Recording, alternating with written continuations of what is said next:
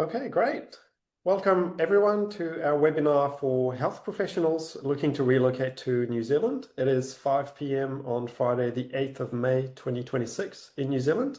And if you're watching this live, you're probably quite in a different time zone yourself. So thanks for joining. If you can't watch the whole live, a recording will be sent to you anyway. My name is Fabien Maisonneuve. I am a licensed advisor with New Zealand Shores Immigration. We are an immigration consultancy with offices in New Zealand and South Africa, and we have a large team of advisors who successfully assisted over 30,000 migrants make the move to New Zealand since 2009. Our first panelist today is Charlotte Stockman, my colleague and licensed advisor. Charlotte will provide some insights into the key visa categories for health professionals, as well as the latest immigration updates. If you have any questions during this event, please use the Q&A function at the bottom of your screen. We have some team members here who are dedicating their time to answer them, so please don't hesitate.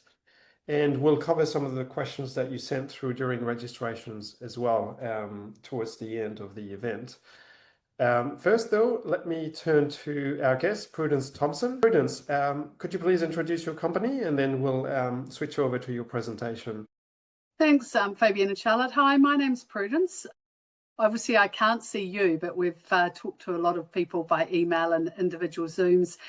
I've been running ACCENT. I set it up 26 years ago, and I used to work as a nurse, and I've worked in the UK and the Middle East, in Bahrain.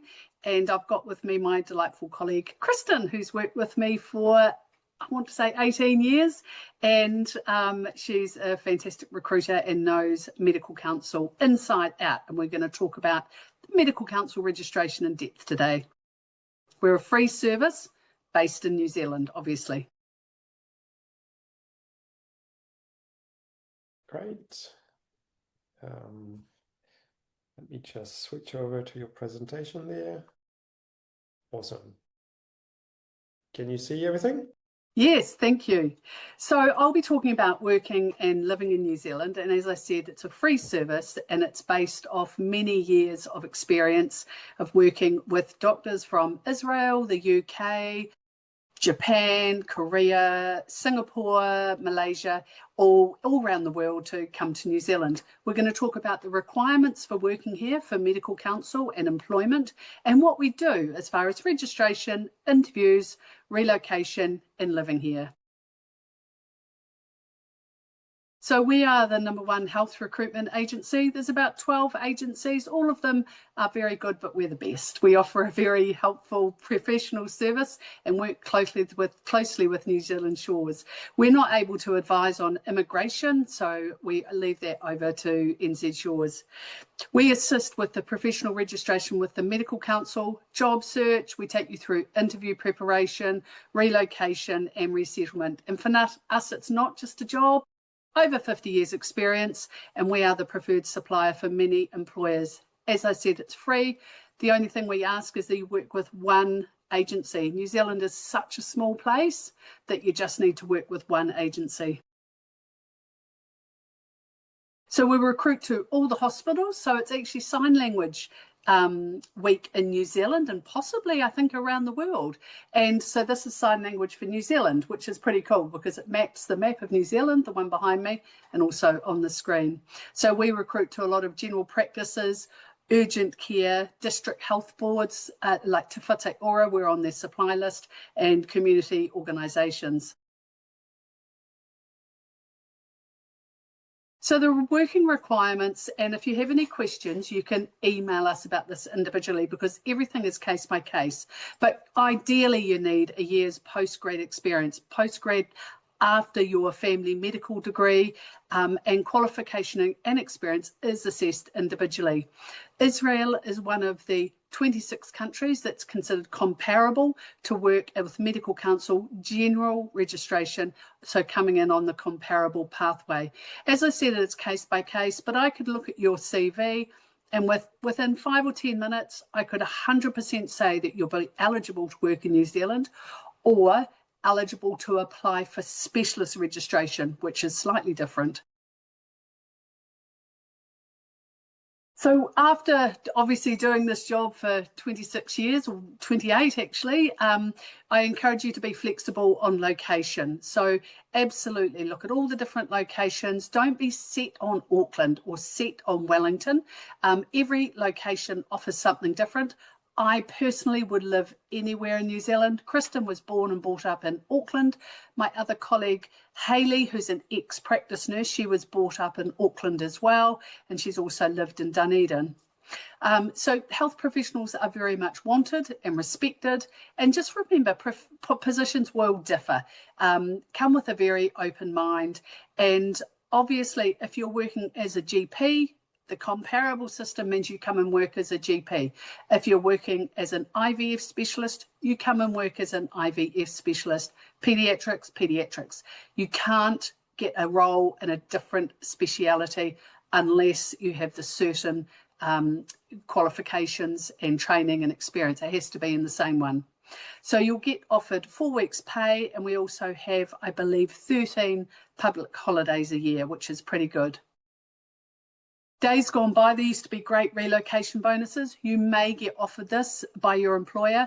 Sometimes it might be $2,000, sometimes it might be 10, sometimes it might be nothing. At the moment, with this global financial crisis we've got going and the cost of petrol and living going through the roof, we do tend to find that employers don't have the budget for extra incentives. When you work with Accent, you'll work exclusively with us. As I said, we're free, and you'll have one recruiter, which is fabulous. So you'll have that one person to talk to, and I could almost guarantee that we reply to your email within 24 hours. Obviously, weekend and public holidays come into play, but we're pretty speedy with our communications. So the registration process, we can send you all the relevant links, so please email us directly. When required, we will contact the New Zealand Medical Council for you, but you want to start. Your English language tests last for 2 years before your start date or your application date, so you can do your English language test. I will repeat this, it's really important. You can do your English language test at home for Medical Council. For your residency, Charlotte will talk about that, and you have to do it in person. However, it is possibly a better option to do an AEWV, just to do with the timing, but Charlotte can talk about that. But start your Medical Council, your English language test now, and then also you can do your EPIC, or your verification of documents, 1 year in advance. So English language test 2 years in advance, EPIC and Intel Health 1 year in advance. So the Medical Council, I got my registration to work in the UK, and I know what that was like going through the whole process. Back in those days it was post, now it's online. I believe it's actually a very, very straightforward process, and it's quite reasonable and self-explanatory. You must have worked 33 out of 48 months in a comparable health system, and depending on your pathway, you will need a job offer first. So general registration, you need a job offer first. Vocational registration, you need the outcome of vocational, which is for specialists, prior to your job offer. As you'll see, the academic version of IELTS is required. That can be at home sitting, valid for 2 years, and they've recently dropped the writing component. OET 350, writing dropped to 300, and it's very, very achievable. Some doctors might need to sit it 2 or 3 times because they don't enjoy or haven't spoken in English for quite a while, or they don't enjoy the exam situation, but we find that probably 95% of doctors reach the required status. You'll need to supply references, obviously passport and postgrad qualifications, your registration certificate, and your CV in chronological order with no gaps in your CV. If you have had a gap for maternity leave, time off for any reason, just make sure you explain that. And obviously you need to get your Intel Health and EPIC underway. So EPIC is the external verification of the qualifications and absolutely needs to be started very, very early. Depending on your scope of practice, the general registration for comparable healthway, which is what most GPs come down, takes about 1 month. If you apply for vocational, which is for a specialist role, takes quite a bit longer. That will take up to 6 months. So we encourage you to start there early. So this was an awesome doctor who I recruited twice. You wonder how one person can work in 2 jobs, but he didn't. He worked in Wellington for 2 years and loved it and decided he wanted to be close to family who had moved. So he came down to Christchurch, which was really nice. So he got a happy cake day and went to one of my childhood family practices, which was pretty neat, and he's still there. So the job interview, we take you through the interview. We make sure the time zones are correct. And I'm going to honestly say time zones always get me. So I always double check. We'll provide all the information for you for the interview and give you all the information to go through regarding the employer, the location, the role, and we'll practice and do a rehearsal interview with you by video conferencing or by phone, and also talk a little bit about the cultural awareness and the Treaty of Waitangi, which is really important in regards to caring for people who identify strongly with their Māori culture, and just really good knowledge for New Zealand. We give you interview tips and we give you quite a lot of feedback. Apparently I'm quite bossy, my husband says. So we tell you, you must sit up straight, you must have better lighting. No, repeat that again, speak more clearly. So we give you the best interview coaching and support you on the day as well. So we call you and video you just before the interview and also with the employer too. So with regards to the job offer, you'd need to obviously get the contract in writing. Sometimes we ask for an email summary of it, or we wait for human resources to put together a contract. I'm not sure how human resources is over in Israel, but some countries can take a bit of time. So we like to encourage people to put the offer, the bullet points of the offer together, and it will have location, start date, expected hours of work, and of course salary. We'll talk to you about what appropriate documentation, and Charlotte or Fabien will guide you on the visa applications, and we'll have a bit of a timeline planning. We often say if you want to start in March next year, we'll start interviews 6 to 9 months prior to start date, so we're prepared, because you cannot start medical counsel until 6 months before your start date. So you can prepare all the application, but you can't submit it until 6 months prior. References have to be checked 6 months within date as well. But we advise on all of that and talk through the timeline as far as vaccinating animals is really important. I talked to a lovely couple today whose cat didn't have the appropriate rabies titer level, so had to have a booster. So they've put their trip back another month. But that's very important. Being cat people that we are, we know how important that is. We'll also advise you on indemnity insurance and talk to you a little bit about the standardised salary. So we'll know what people tend to pay. We know what they've paid in the past. So we'll obviously get the best one for you.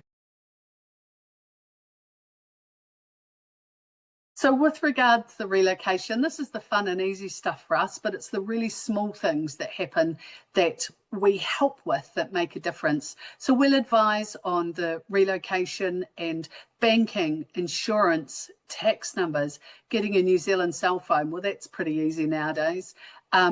Getting initial accommodation, we'll give you a rental reference if the landlord wants a reference from someone in New Zealand. We'll help a little bit on purchasing a car, advice and recommendations of where to get it from. So we've got a website like eBay called Trade Me, which I believe you can look at from offshore, but you can't use. I wouldn't highly recommend Facebook Marketplace unless you've got a good recommendation or know the person selling. And also going to a car dealer license is a little bit safer. We'll also give you a buddy network so you can network with other international health professionals who have arrived. And we also absolutely insist on a workplace visit before you start date. So you pop into work, say hi, and we really do advise it. It does take 3 to 6 months to settle into your new role. So a little bit what to expect. Cars. My youngest son's got a car, and that cost $4,000, which I think is 8,000 Israel currency, I believe, but you could probably correct me on that. It might be less, but it's say 2,000 US dollars. How about we go with that? It's an international currency, and it's very good, easy to get around. It cost $120 for insurance for the year because it's obviously a very cheap car. And you need to register and have a warrant for your car, which is around $50. Food can be a little bit more expensive here, so it is absolutely best to eat seasonally or pop in a couple of plants of tomatoes and lettuces in your back garden. House rentals do vary, and as I said, have a look on Trade Me. It's a fabulous website. With regards to living expenses and cost expenses and salaries, consultants with the national salary earn between 180 and 300 New Zealand dollars per year, and GPs 180 to 280. 280 would probably be a rural practice. Still 180 is still quite generous, and you could afford a really comfortable. Your spouse or your partner may not have to work on that salary, and you could bring up kids on that. But depending if you want to travel and where you want to live, of course, that will differ. The hourly rate is anywhere between 110 to 125, actually up to 135 per hour. Sorry, yeah, per hour, and that's per average. With regards to tax, it's taxed at source. So current tax rates are listed below, but that's incremental. So when you first start, the taxes are a lot lower. As I said, relocation's not that common, but it actually depends on the employer. Some of the rural practices, obviously where demand is a bit higher, you get a car and a house thrown in, which is pretty good. And I did have a horse offered to the family member of one of the doctors I recruited. True story. And that's another couple. One of the best things that we do is get photos from the candidates that we recruit from overseas.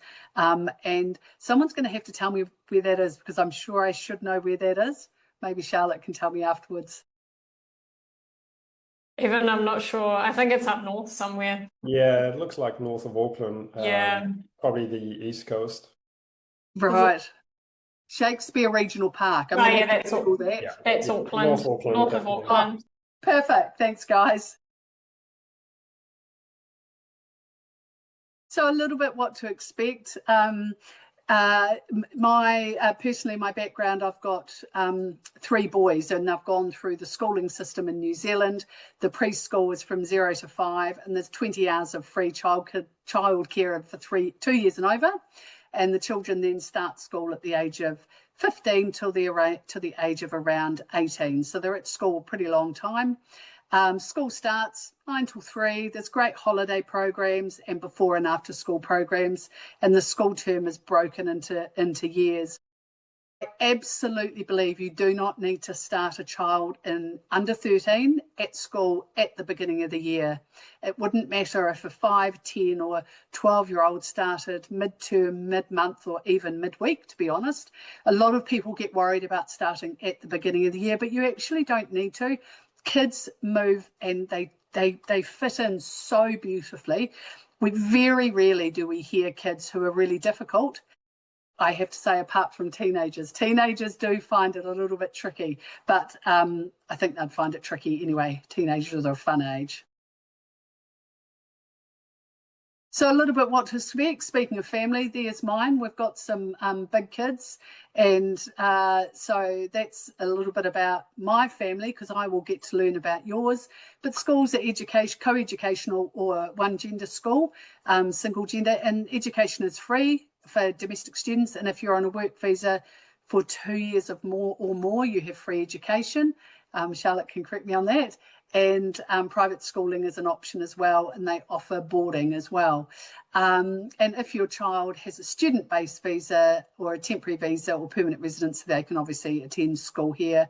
And we've got some really awesome baccalaureate and Montessori schools, which offer just a fantastic education. So I absolutely love the schooling in New Zealand. I still keep in touch with my son's preschool teacher, and that was 16 years ago, but it's just a really, really nice community, and I think we're accepting. we're generous and we're kind people. I did an interview with a doctor this morning. He's been here 10 years from Malaysia, and he just absolutely blew me away what he was saying, that the 10 years he'd been here. Interestingly, he said he's Malay Indian, and he said he'd never encountered any racism. Now, it does exist in New Zealand, not everywhere, and those people obviously you can push out and avoid, and hopefully you don't get it too much of it. But I think New Zealand's a really accepting country. We're a big melting pot. 62% of our doctors do come from overseas, so you're absolutely welcomed. So that's my wee presentation. You're so welcome to message me, info@Accent.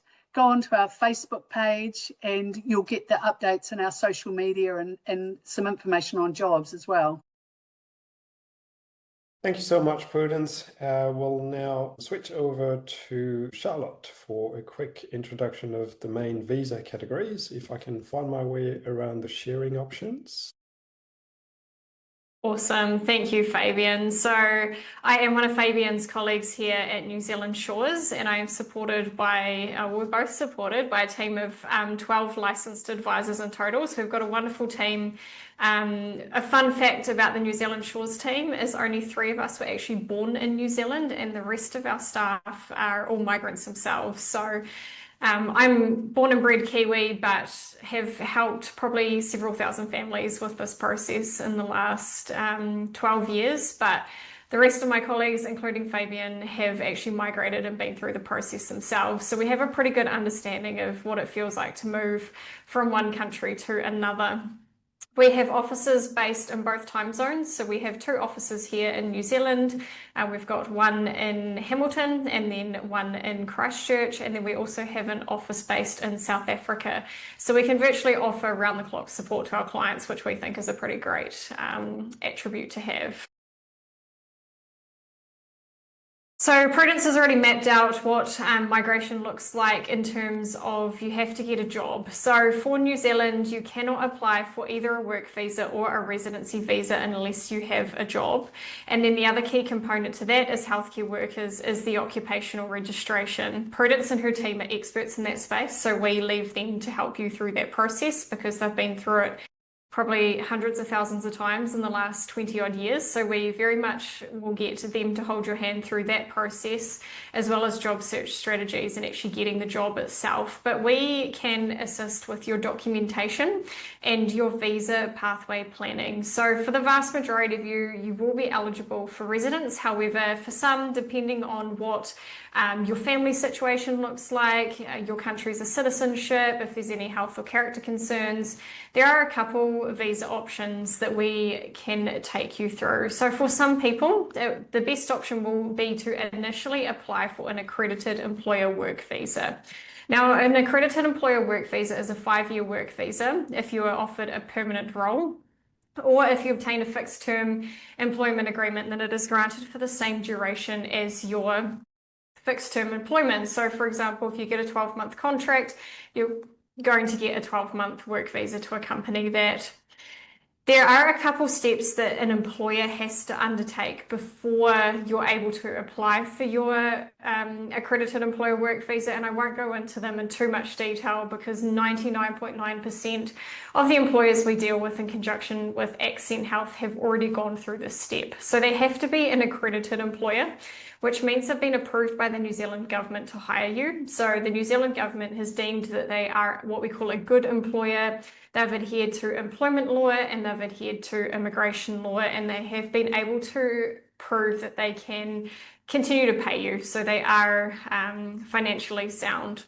Once they've got their accreditation, the next step that they have to undertake, and the job is the job check, but the job check only applies to an accredited employer work visa. It does not translate across to residence.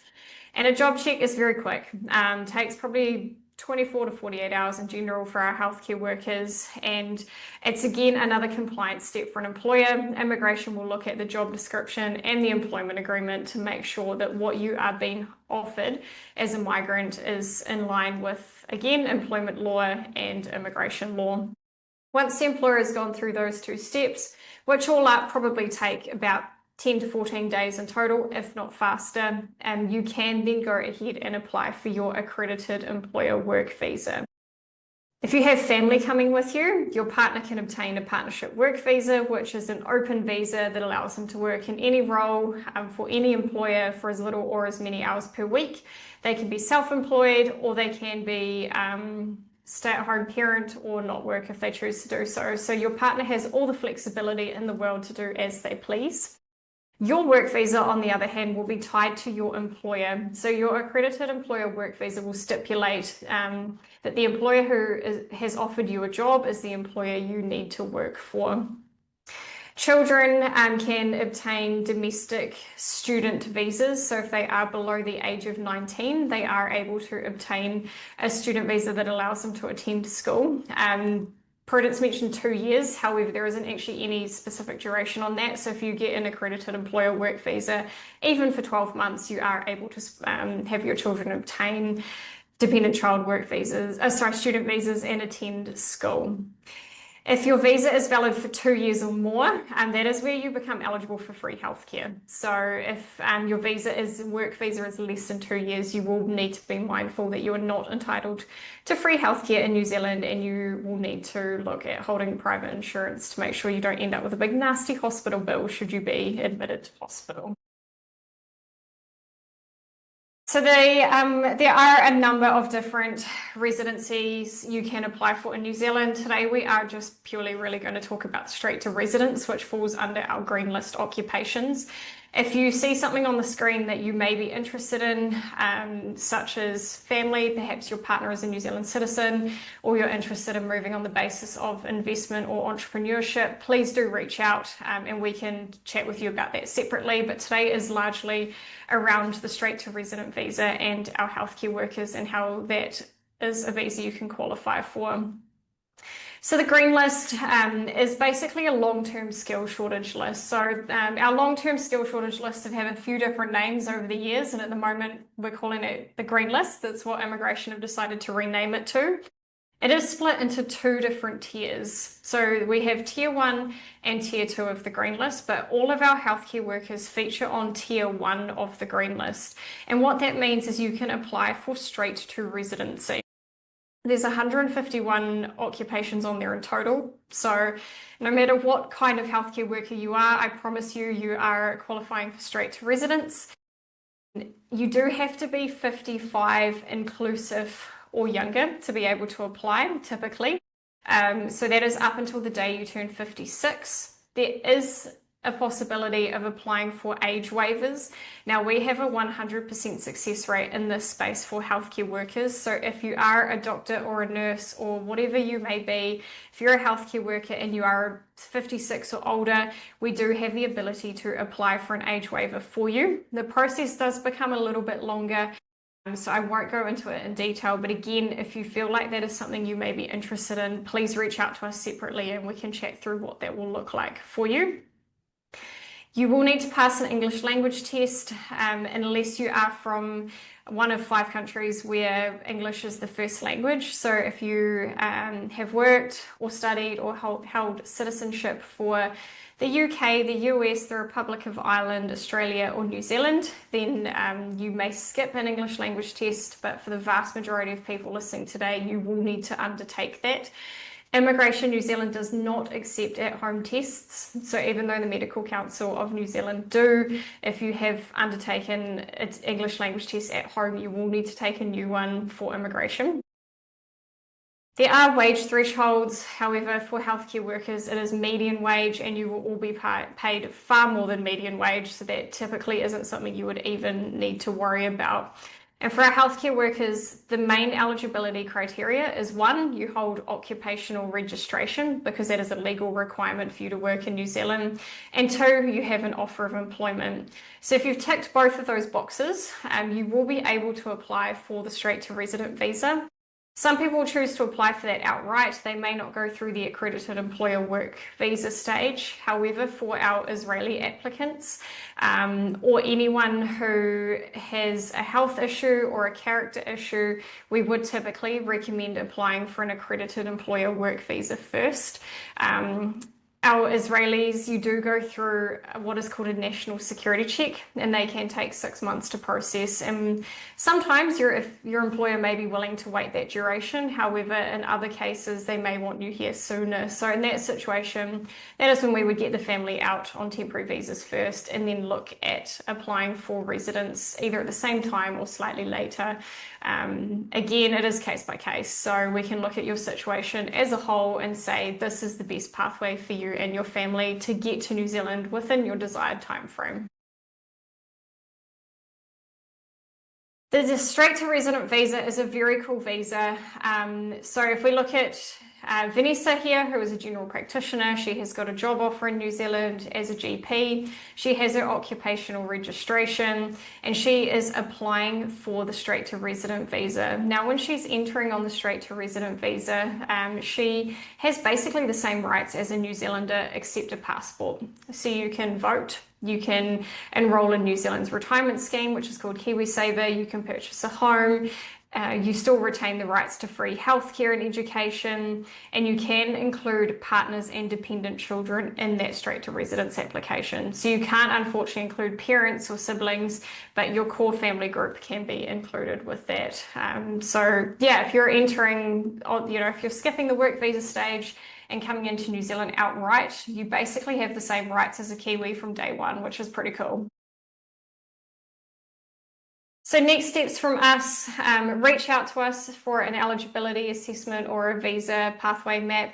We would love to hear from you. Once we have figured out what that looks like in your situation, we will then give you a written report and we will then follow that up with a personal consultation with one of our licensed advisors. Could be Fabien or myself, or it could be someone else in our team. And then if you're keen to hit go, you can start searching for your job with Prudence and Kristen and their team, and we can start getting you ready to apply for your visas in New Zealand. Amazing. Thank you so much, Charlotte.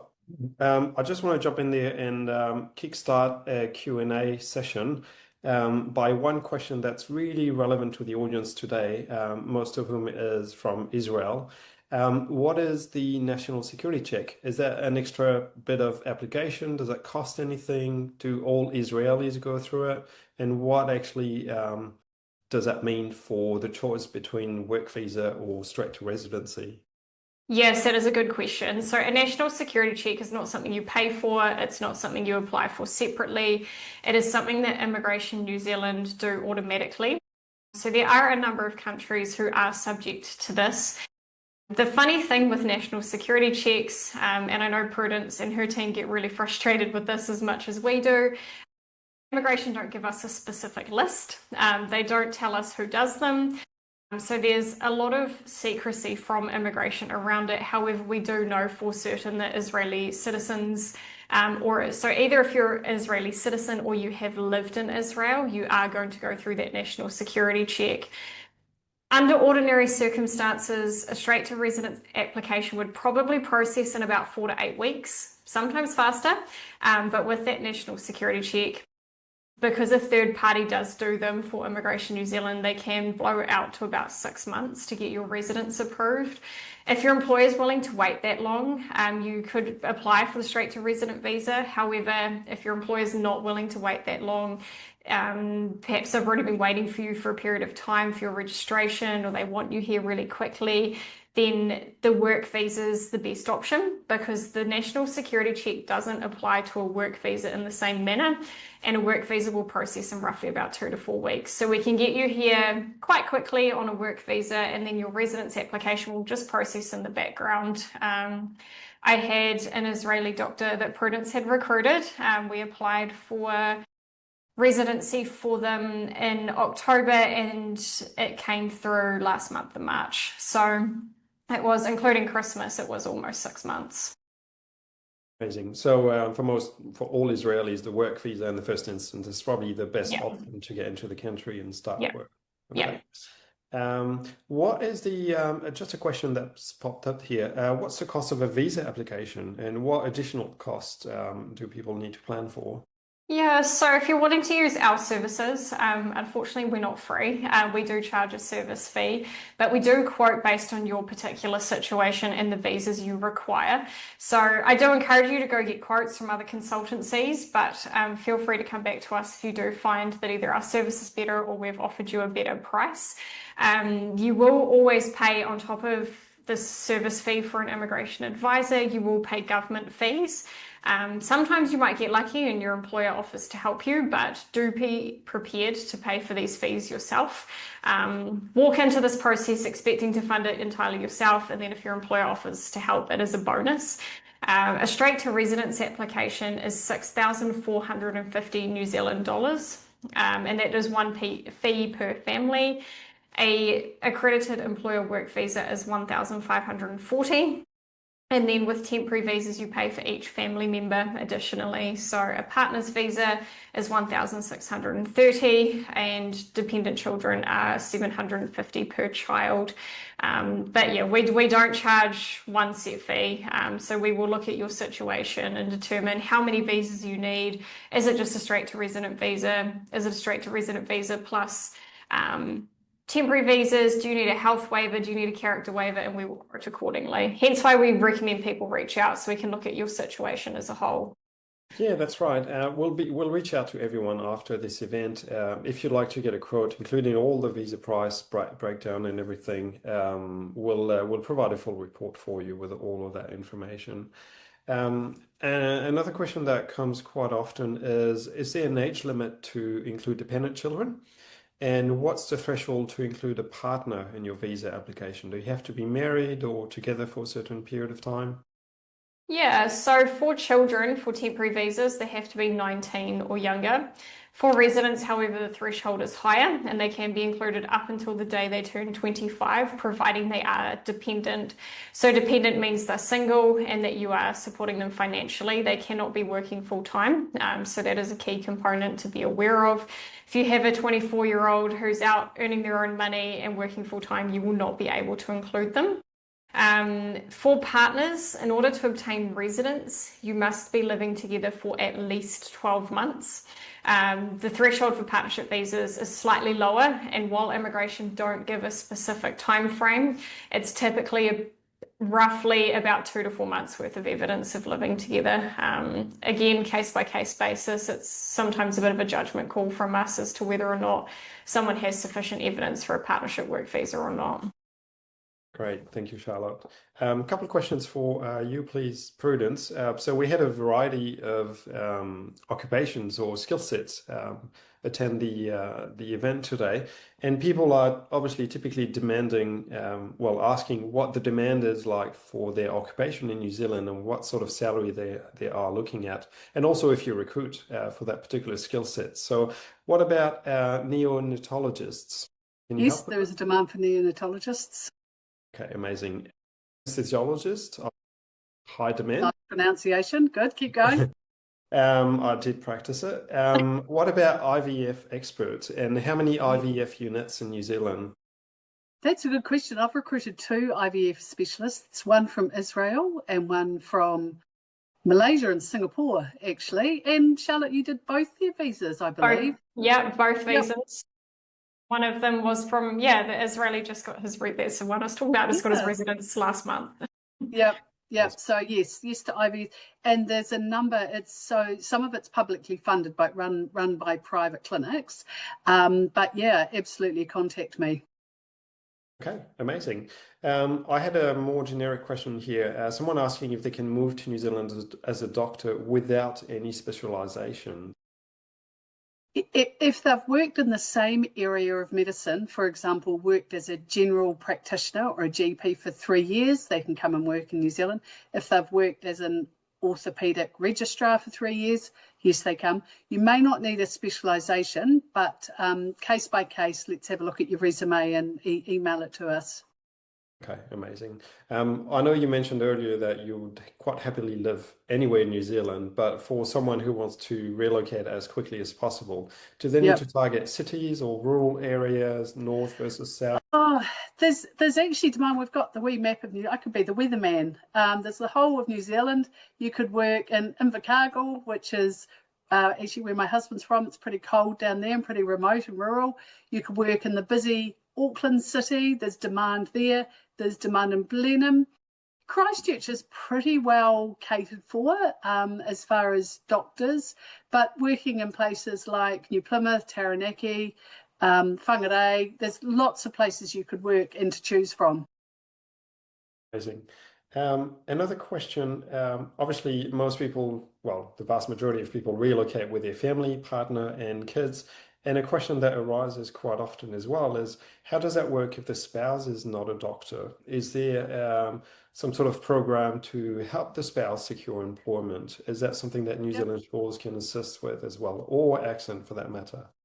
We say happy spouse, happy house. So we make sure the spouse is happy in whatever their occupation is. But Charlotte, you guys do a little bit of work, sort of help with recruitment of general people too, don't you? Yeah, so we obviously don't go near healthcare workers because that's your specialty, but we do some general recruitment for other occupations. Ebbs and flows depending on what economic demand is. So for healthcare workers, we tend to see fairly, consistent demand because it's an industry where we always need doctors and nurses and health professionals. But in terms of whether or not we can assist with different types of roles, just really depends on which employers we have contacting us at any given time. But please do reach out and we can take a look at your profile and see if we can help. A very good question on a completely different topic. Does New Zealand recognize same-sex couples for immigration, and what's the threshold? What are the requirements? Yeah, we absolutely do. So we weren't quite the first in the world to legalize marriage between same-sex couples, but we were pretty close to being the first. I know we weren't number one, but I can't remember who was. And the threshold is exactly the same. So it is, you still have to be able to prove that you are living together in a genuine and stable relationship. You don't have to be married, but you do have to show you're living together at the same address. And the duration of living together evidence is 12 months for residency, isn't Yeah. it?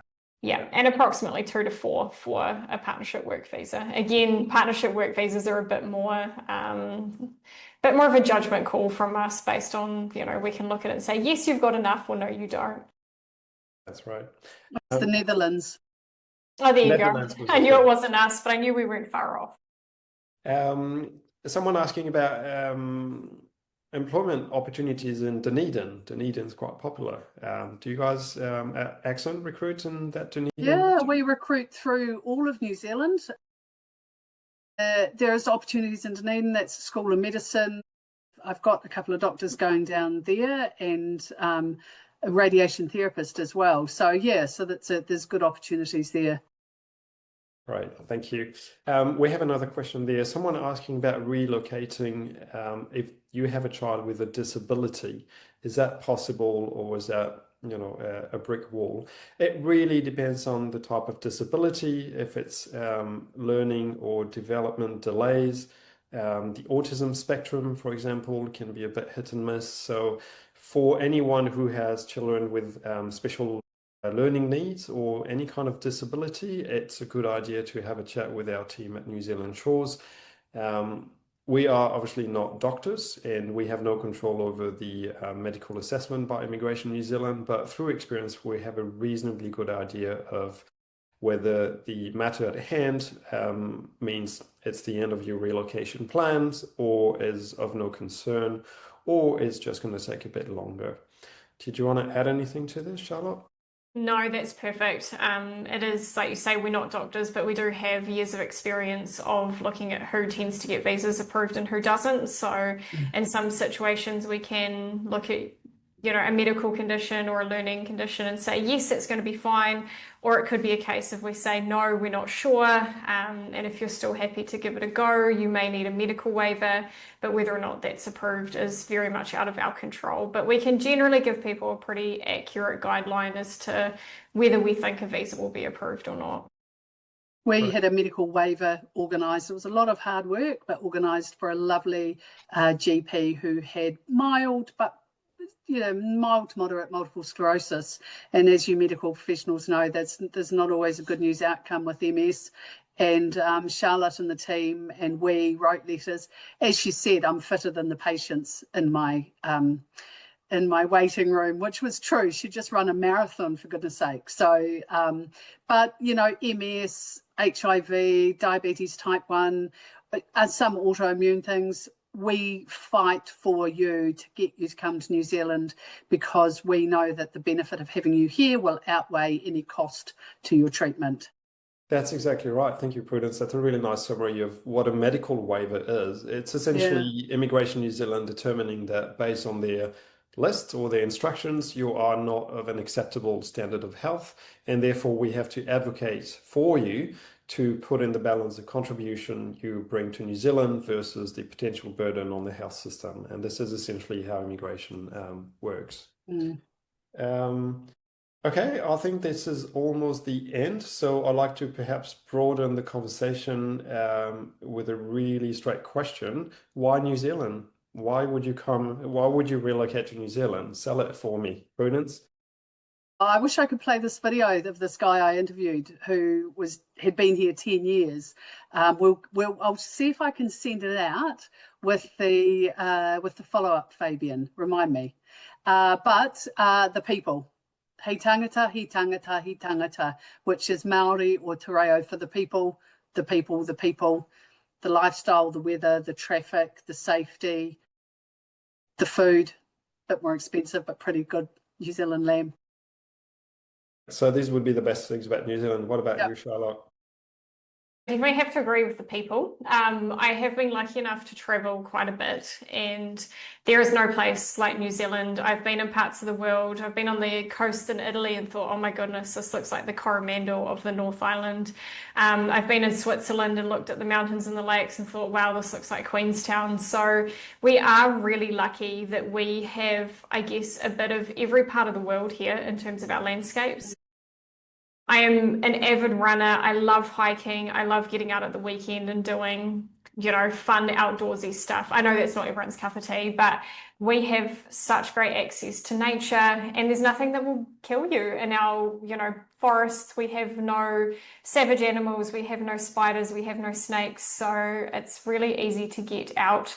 It's accessible. Within an hour, I can be at lakes or mountains. So I could go swimming. I could go climb a mountain. I could go skiing or snowboarding, all within a kind of less than half a day's drive. So we are so lucky with everything that we have just at our fingertips. And I think a lot of Kiwis take it for granted, but when you've been out and seen the world and realised how lucky we are that those things are safe and accessible, I wouldn't live anywhere else. Well said. Well said. Thank you very much, Prudence and Charlotte. Again, this was recorded, so if you missed a bit, you'll get the recording in your inbox earlier next week. Thank you very much for everyone who was able to attend the live. See ya. See ya. Thank you.